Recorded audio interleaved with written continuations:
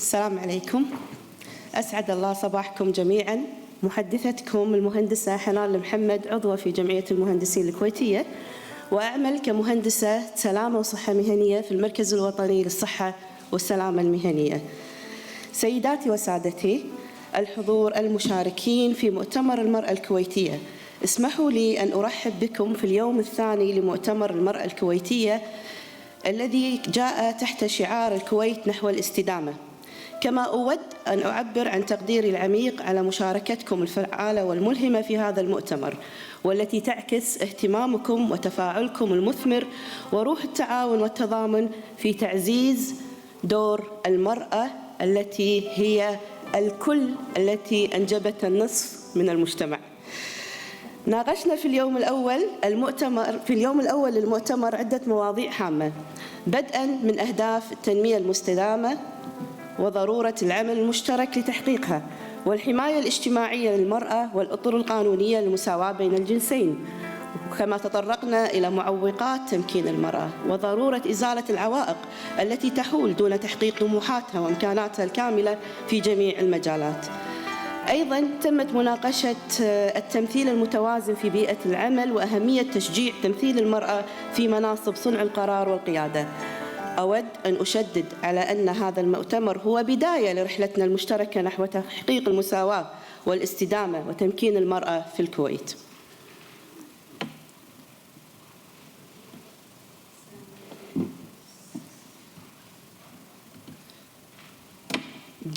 Gender Partnership to Achieving Sustainability.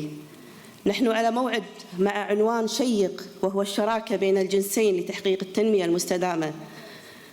تلقيها علينا وتثرينا بالحديث السفيرة البريطانية مس بليندا لويس. Please take a stage. فلتتفضل مشكورة.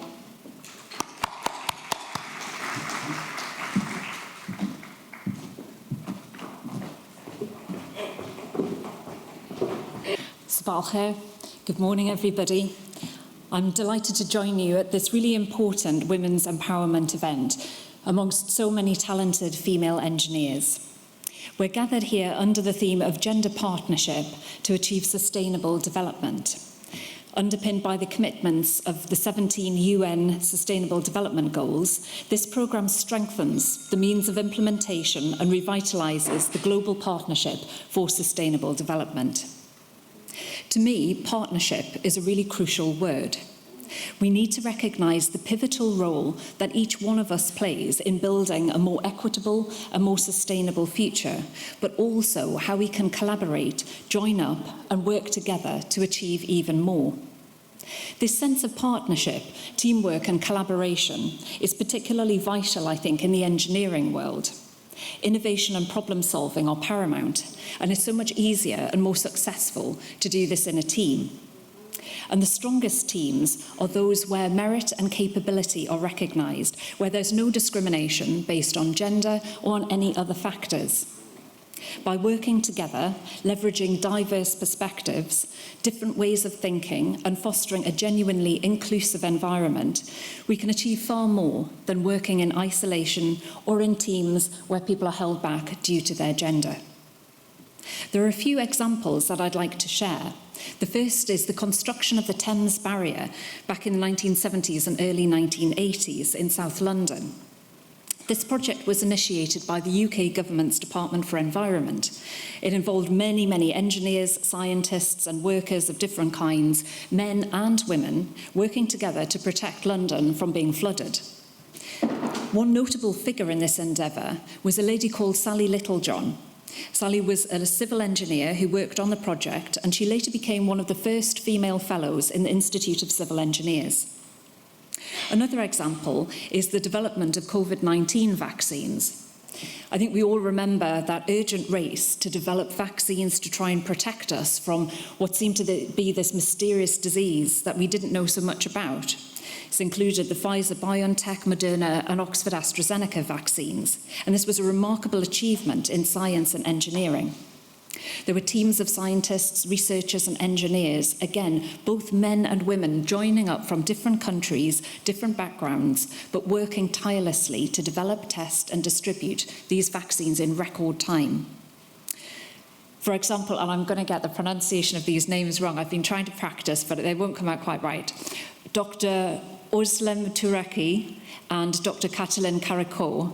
Apologies to anyone who knows how to pronounce these names properly. These were two outstanding female scientists who both played crucial roles in the development of the Pfizer-BioNTech mRNA vaccines, which ended up saving so many lives. There's also the COP26 Climate Summit, which was held in Glasgow in November 2021. And this summit brought together world leaders, policymakers, scientists, activists to discuss and address climate change.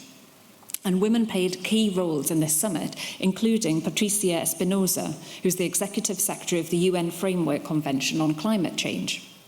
The summit resulted in important commitments to reduce carbon emissions and address climate change in many different ways, demonstrating the power, again, of gender partnerships, of bringing together highly motivated experts from different backgrounds to tackle a common challenge. Gender partnership isn't just about ensuring equality.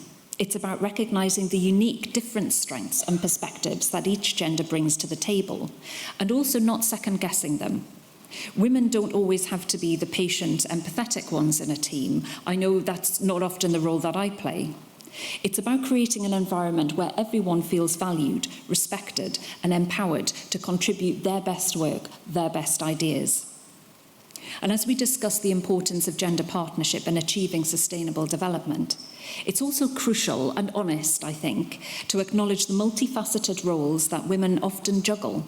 Beyond our professional endeavours, many of us are also daughters, sisters, wives and mothers.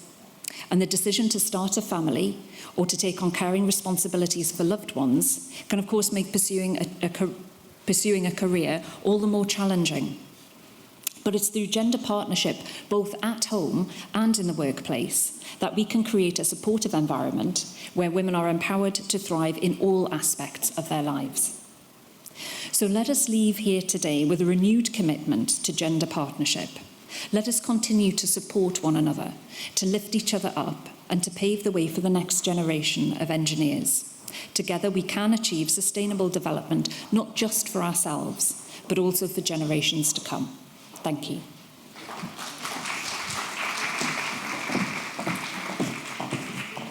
Thank you so much, Ms. Blinda Lewis, and ندعو الدكتورة شروق الجاسر لتقديم درع التكريم للسيدة بليندا.